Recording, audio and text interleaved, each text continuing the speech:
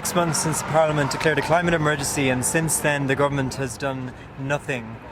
We are back in for 2 weeks in order to basically ask a very simple question. What is your plan to address the climate emergency? The Queen's speech is the moment when a government declares its plan. We don't expect them to do anything except pay lip service, which is why it makes sense that we actually have images of Greta Thunberg giving her "How dare you" speech along with teenage activists to show that they are failing the future generation. Their policy of 2050 is basically a gamble with the next generation's future. It basically puts us at a 50-50 chance of blowing our 1.5-degree target and creating a world in which droughts and floods and crop failure, mass migration and social collapse are going to be the new norm.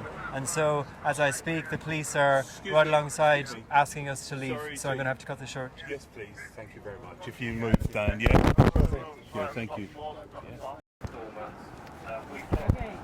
Okay, so we've been kicked off Westminster Bridge, where we've been trying to project the speech that Greta Thunberg gave to the UN Assembly, in which she said to global leaders, "How dare you?" And alongside Greta, we're projecting the image of teenage activists who are on the front lines defending indigenous communities in the global south. This comes at the eve of the Queen's speech, in which the government outlines its programme for the year. Extinction Rebellion are back because we simply want to demand, if it's an emergency, what are your plans? What are the plans for different government departments? The Queen's speech is supposed to outline this, and it simply isn't. And so it's very appropriate to have the new face of the climate movement and to have Greta Thunberg say in no uncertain terms, "How dare you?" Their policy of 2050 net zero carbon neutral target is one that is playing a gamble with our children's future. It basically puts at 50% chance that will blow our 1.5-degree target, and that is something that creates drought, heat waves,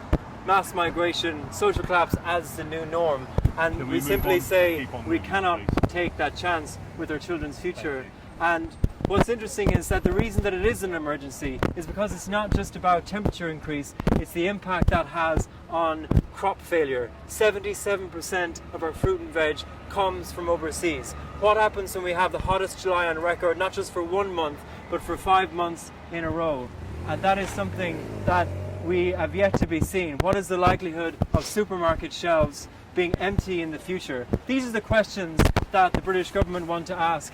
This is what we want to know about, and the question is, the government haven't done any contingency planning for food security at all. And so will that be in the Queen's speech? These are the questions that need to be asked on the eve of the Queen's speech in a time of emergency. I'm Ronan Harrington. Thank you.